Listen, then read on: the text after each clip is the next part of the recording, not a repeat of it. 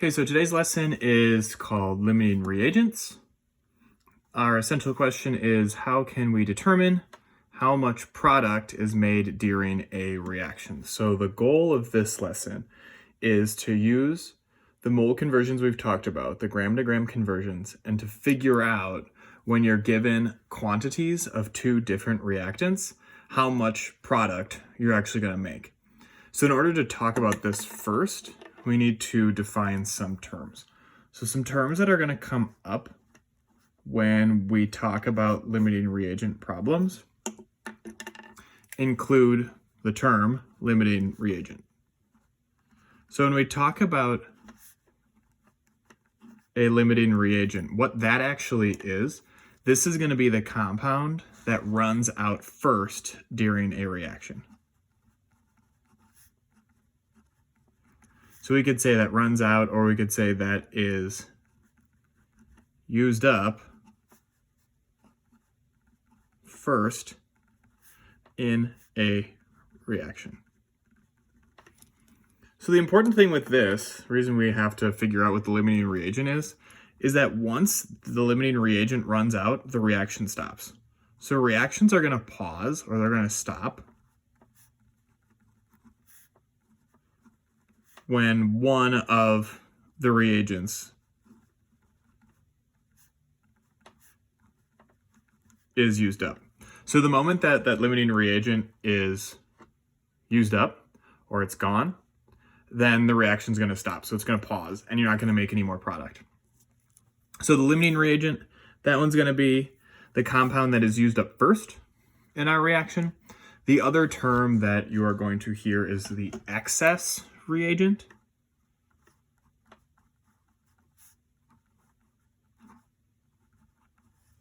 What the excess reagent is, this is the compound or compounds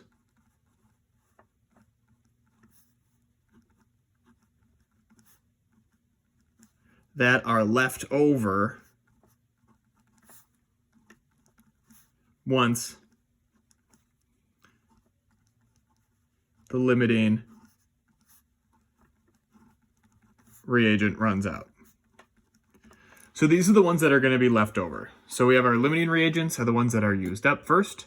The excess reagents, these are not used up. So they're actually going to be more of them when the reaction is over. So usually in these problems, what we need to do is we need to figure out which of our reagents is the limiting reagent.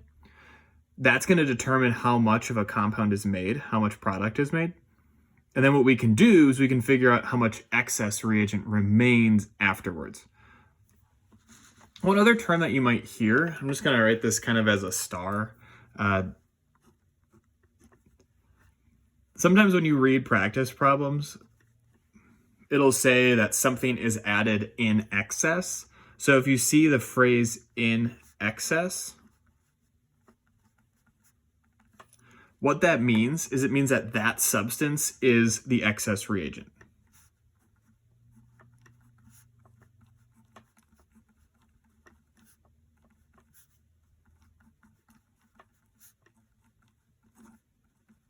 So for instance, a practice problem might say like 10 grams of sodium is added to an excess amount of hydrochloric acid. So that excess amount, or the hydrochloric acid, would be added in excess. So there'd be more than you need. So the other one would be the limiting reagent. So let's try to go through one of these problems to kind of see how this works. So what we'll do first is we'll just walk through how to solve a problem to determine which compound is the limiting reagent. So step number one is going to be how to determine our limiting reagent.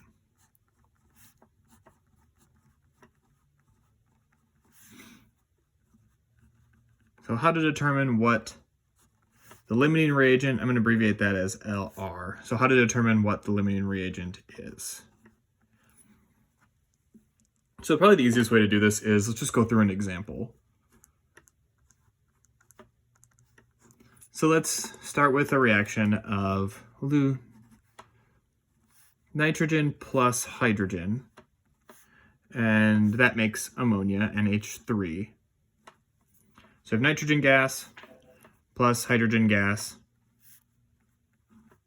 makes ammonia gas.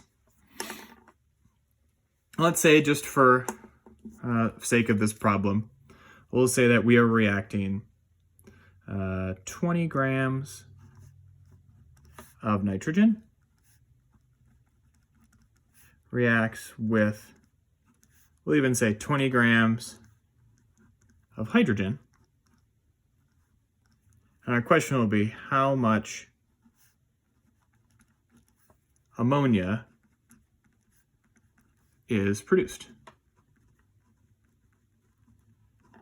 So this problem here, what's going to be different about these limiting reagent problems, which you guys are going to notice, is that we actually have two different values right here. So this one right here, this 20 grams of nitrogen, that is going to be our first given value. So that's going to be given number 1. 20 grams of nitrogen. It also tells us that we have 20 grams of hydrogen. So that's going to be given number 2.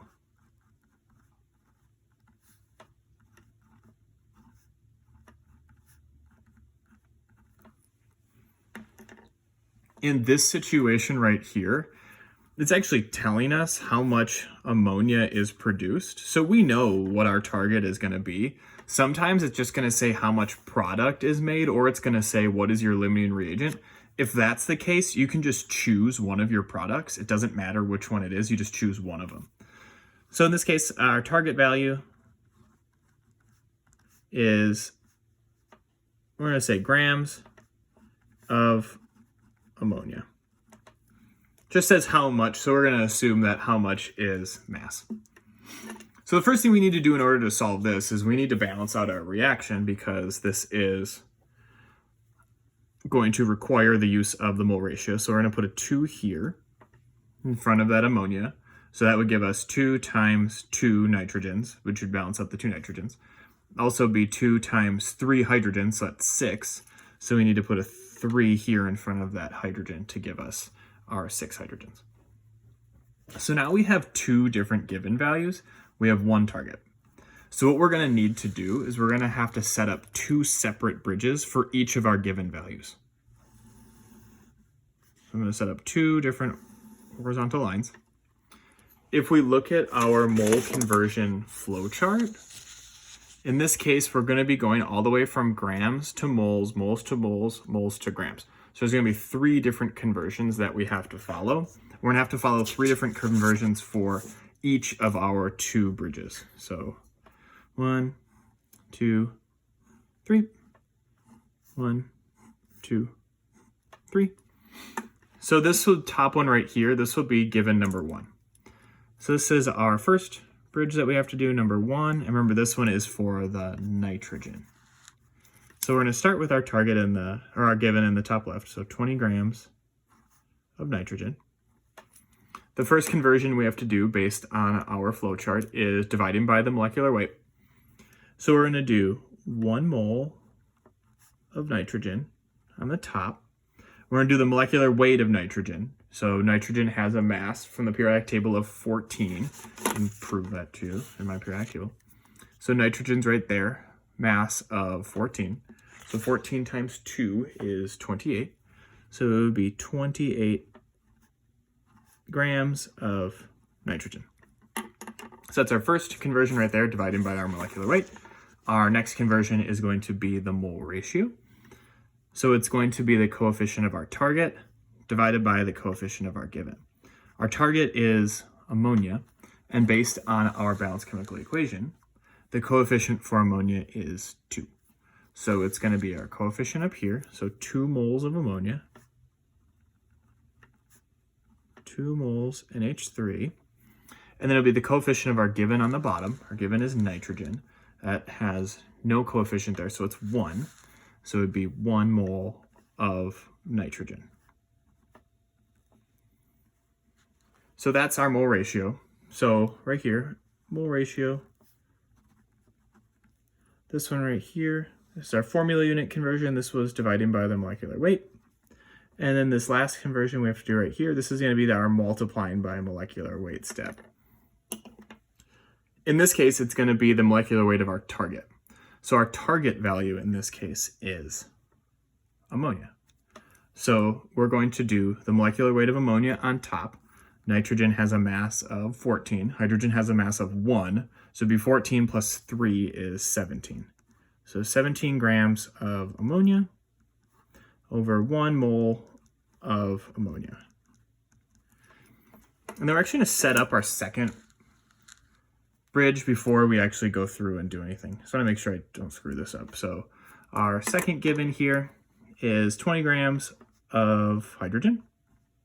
We have to do our mole ratio now, or our molecular weight. This is going to be the molecular weight of hydrogen. So the one above, make sure you use the correct molecular weight. This one was nitrogen, now we're to hydrogen. So this would be 1 mole of hydrogen is 2 grams of hydrogen, so a lot less. Now we do the mole ratio, and again, it's the mole ratio for hydrogen to ammonia, so we have to check what our hydrogen coefficient is. So ammonia is still 2 moles, so 2 moles of ammonia. Let's look back at our balanced chemical equation.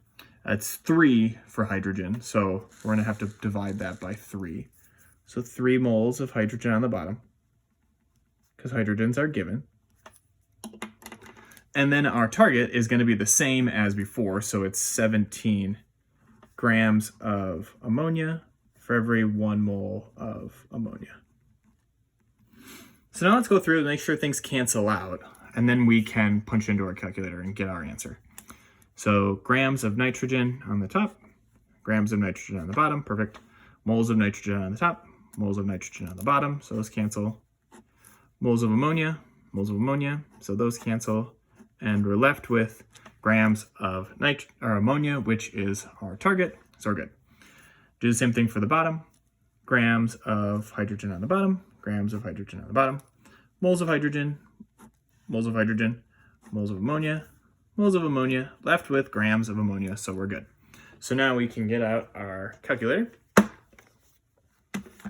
and we can punch these values in. So let's do this top one first. So we have 20 divided by 28 times 2 times 17 equals 24.3. So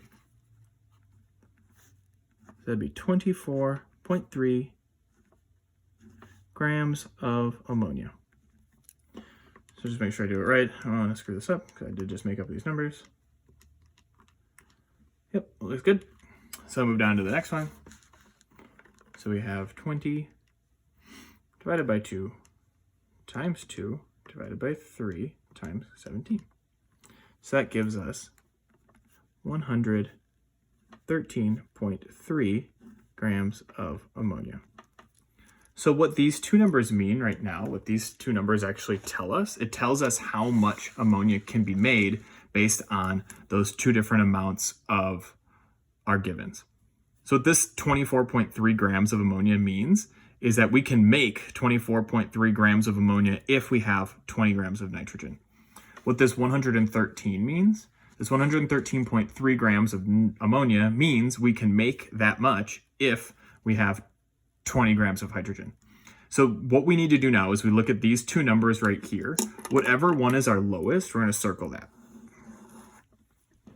That's the amount of ammonia that's going to be made, because once that 24.3 grams of ammonia is made, all of our nitrogen is gone.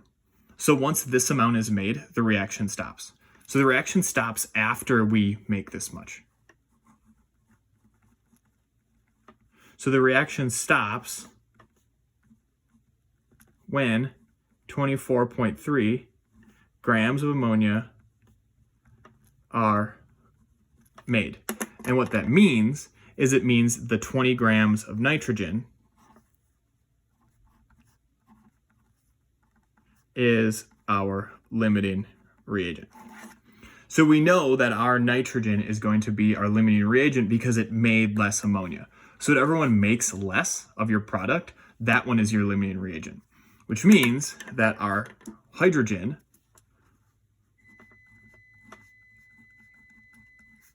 is our excess reagent.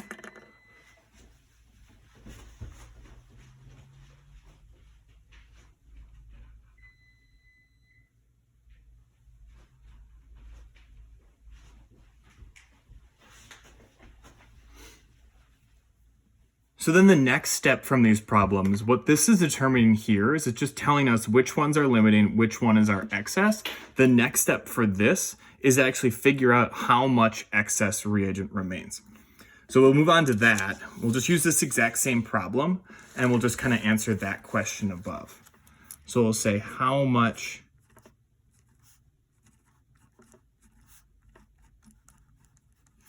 excess reagent remains. So what we want to do is we want to figure out of that 20 grams of hydrogen that we reacted, how many grams of hydrogen are left over. We obviously didn't use all 20 grams because we didn't make that much ammonia. We only made 24.3. So once that 24.3 was made, the reaction stopped. So that means we have some hydrogen left over. And what we need to do now is figure out how much is left over. So what we're going to do is we're actually going to change things a little bit. We're going to rewrite a given and we're going to rewrite a target. And we're going to run things backwards. So what we're going to do is we're actually going to make what we're going to refer to as a new given. So in order to do this, we need to write out new given. Our new given in this case is going to be the amount of product that we're making. So our new given is going to be 24.3 grams of ammonia. So what this value is always going to be, it's going to be the amount of product from the limiting reagent. So however much product the limiting reagent makes, that's going to be your new given. Our new target in this case is going to be grams of whatever our excess reagent is, because we want to figure out how much of that is needed to make that much product, which will then tell us how much is left over. So our grams of hydrogen, that's going to be our new target, because hydrogen was our excess reagent. So it's always going to be the excess reagent will be your new target. So your new given is always going to be the amount of product from the limiting reagent, so the amount of product you're actually going to make. Your new target will always be the units of the excess reagent. So the way we're going to do this is we're going to set up another bridge with our same reaction.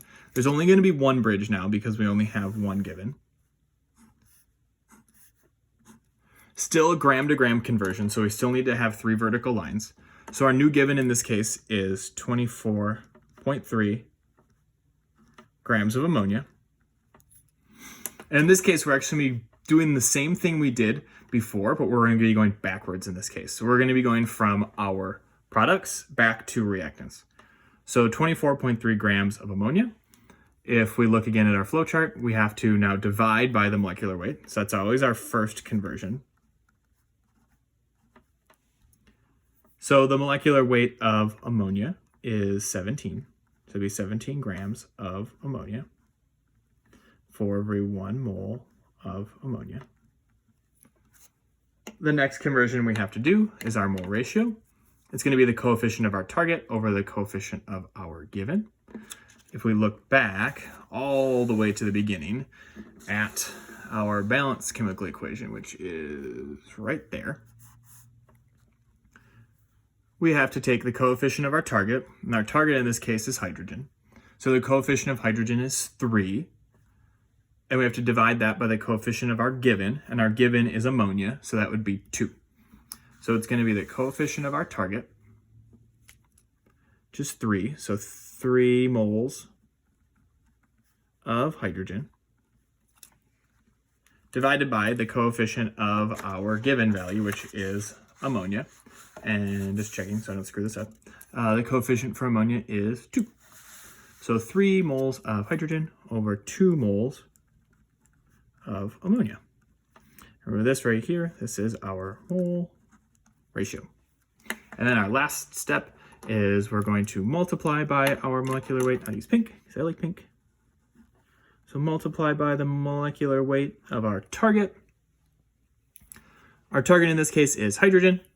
So it'll be 2 grams of hydrogen for every 1 mole of hydrogen.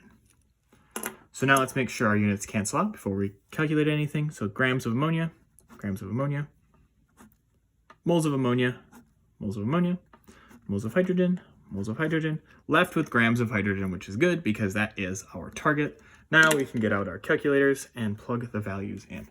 So we have, I'll scroll up, 24.3 divided by 17 times 3 divided by 2 times 2 equals 4.3 or 4.28, but we're just going to say 4.3.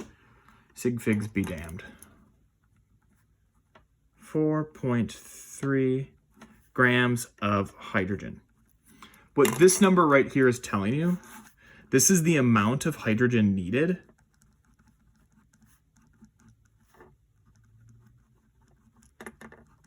to make 24.3 grams of ammonia. So this is telling us the exact amount of hydrogen that we used. It's not telling us the amount that's left over. It's telling us the amount of the original quantity that was used. So now to figure out how much we actually have left over is we're going to take the amount that we started with. So we're going to take the hydrogen that we started with. We're going to subtract from that the hydrogen needed. And that will tell us the hydrogen that is in excess. So it'll tell us how much hydrogen is left over.